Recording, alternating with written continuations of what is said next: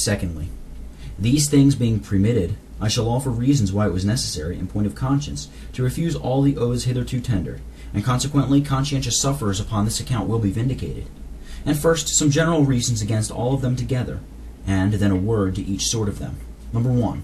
There is one general argument that will condemn coming in any terms of oaths or bonds with that party that have broken the covenant, overturned the Reformation, and destroyed the people of the Lord. Because such transactions with them, as hinted above, are a sort of confederacy with the known enemies of truth and godliness, importing a voluntary subjection to them, compliance and incorporation with them, as members of the same community, whereof they are acknowledged to be the head. Now all such sort of confederacy with such malignant enemies of God and of the Church is unlawful, as Mr. Gillespie demonstrates in his useful case of conscience concerning associations and confederacies with idolaters, or any known enemies of truth and godliness. Those civil compacts for common commerce may be allowed, as Abraham was confederate with Aner, Eshcol, and Mamre, Genesis 14, verse 13. Jacob covenanted with Laban by way of Labaros, Genesis 31:14. But sacred confederations of this sort are unlawful from these arguments. Number 1. The law of God condemns them. Exodus 23, verse 32, quote, Thou shalt make no covenant with them, nor with their gods. Thou shalt not dwell in thy land. They shall not dwell in thy land, lest they make thee sin against me, unquote. Where not only religious covenants are discharged in a toleration of idolatry, but familiar conversation also. They shall not dwell in thy land. If then we must not suffer them, if in captivity, sure we must far less be imposed upon by them. If we are not to be familiar with heathens, far less with apostates that call themselves Christians. For the apostate lays much more restraint from communion with them than with pagans. 1 Corinthians 5, verses 10 and 11. The reason of the law, lest they make thee to sin. As long, therefore, as there is that hazard of sinning, the law obliges to take that caution. So, Exodus 34, verses 12 through 16, quote, Take heed to thyself, lest thou make a covenant with the inhabitants of the land, lest it be a snare. But ye shall destroy their altars, lest thou make a covenant with them, and they go a-whoring after their gods, and take of their daughters unto thy sons. And thou take of their daughters unto thy sons. Here again all sacred transactions are discharged upon a moral and perpetually binding ground, and all toleration is prohibited, and conjugal affinity. Such compliance brought on the first desolating judgment, the flood of the old world, Genesis 6, verses 1, 2, and 3. When the godly conformed and incorporated themselves and joined in affinity with that ungodly crew, from whom they should have separated themselves. Likewise, Deuteronomy 7, verses 2 through 5, quote, Thou shalt make no covenant with them, nor show mercy unto them, neither shalt thou make marriages with them. For they will turn away thy son from following me. So shall the anger of the Lord be kindled against you. But thus shall ye dwell with them, ye shall destroy their altars, unquote. Where all transactions with a people devoted to destruction are discharged, even that of toleration of malignant enemies, according to which precept David resolved to destroy early all the wicked of the land, and cut off all wicked doers from the city of the Lord, unquote. Psalm 101, verse 8. Mark this, all, of what degree or quality soever, without respect of persons, and lest it should be thought this is meant only of these 7 nations there enumerate, the law is interpreted by the Spirit of God of many other nations, where Solomon is condemned for joining in affinity with other wicked people, besides these, 1 Kings 11, verses 1 and 2. So that it is to be understood generally against confederacies with all, to whom the moral ground is applicable in the danger of ensnaring the people of God. It is clear, likewise, we must have nothing to do with the wicked, but to treat them and with them as enemies. Psalm 139, verses 21 and 22. With whom, as such, there can be no confederation, for that supposes always the enmity is laid aside, but that can never be between the professors of religion and the professed enemies thereof, but that must always be the language of their practice, quote, Depart from me, ye evil workers of iniquity, for the Lord hath heard me, unquote. Psalm 6, verse 8. The command is peremptory and perpetual, quote, Forsake the foolish, unquote. Proverbs 9, verse 6. Quote, Make no friendship with them, Proverbs 22, verse 24, quote, Say not a confederacy to them, unquote. Isaiah 8, verse 12. Where it is clear from the opposition in that text, betwixt confederating with the wicked and the fear of God, that the one is not consistent with the other.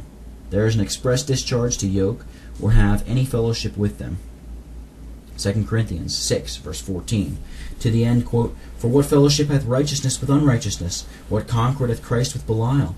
Wherefore come out from among them, and be ye separate, unquote.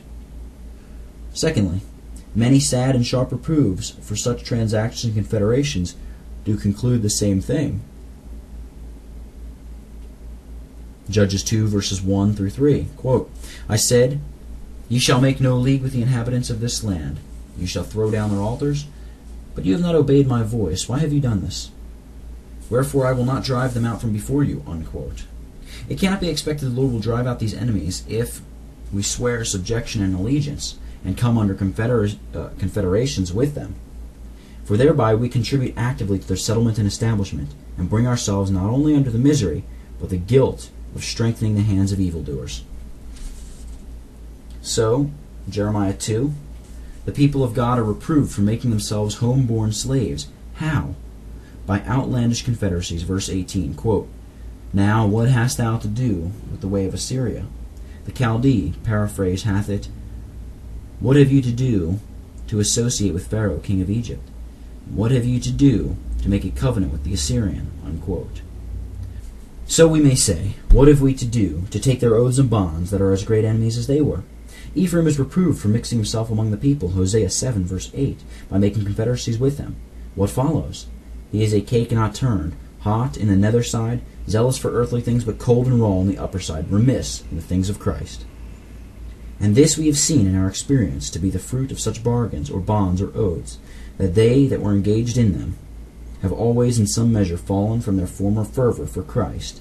Nay, we shall find that such transactions are seldom or never recorded in the book of God without a reproof or some greater marks of God's displeasure put upon them, which doubtless is set purposely as beacons, that we may beware of them. And therefore, thirdly, we may take notice of many disallowed and condemned examples on which the Lord sets marks of wrath, as Ahab's covenant with Ben-Hadad, 1 Kings 20, verse 32, to the end. Asa's covenant with Ben-Hadad, which the prophet calls a foolish deed, 2 Chronicles 16, from beginning to verse 10. Proceeding from an evil heart of unbelief, as all such transactions are overawed compliances. Jehoshaphat's with Ahab hath the same censure, though he kept himself free of Ahab's idolatry. And Ahab seemed to have been penitent before he be joined with him, and his relation to him was very near. The enemy of both was an infidel. The cause was good, to recover a city of refuge. The manner of his proceeding was pious, consulting the prophets, and his end good. Yet all this did not justify that wickedness, related in 2 Chronicles 18, and reproved 2 Chronicles 19, verse 2. Jehu the prophet is sent to him, quote, Shouldst thou love them that hate the Lord? Therefore is wrath upon thee from before the Lord, unquote. After this, when he joined himself with Ahaziah, who did very wickedly, the Lord brake his works, 2 Chronicles 20, verse 35, to the end, which made him afterwards mend his fault, that he would not again join with him when he fought the like association, 1 Kings 22, verse 49. So Amaziah's bargain with the Israelites, when the Lord was not with them, is condemned by the prophet, admonishing him to disjoin himself from them, 2 Chronicles 25, verses 7 through 20. And Ahaz's bargain with Tilgath-Pilneser the Assyrian, 2 Chronicles 18, verse 16, etc., is plainly disallowed. Fourthly, the complaints, concessions, and lamentations of the Lord's people mourning over this sin demonstrate the evil of it. Ezra 9, verse 14, quote, Shall we again break thy commandments, and join in affinity with the people of these abominations? Wouldst not thou be angry with us, till thou hadst condemned us, so that there shouldst be no remnant nor escaping? Unquote. Psalm 106, verse 35. Quote, They were mingled among the heathen, and learned their works. Unquote. All these commands, reproofs, examples, and complaints are written for our learning, and being seriously laid to heart, will sufficiently scar all the fearers of God to join, but stand aloof from all compliancers, conjurations, and confederacies with all the enemies of God, directly or indirectly, formally or interpretively, for fear of partaking of their sins and receiving of their plagues. I insist the more largely on this argument,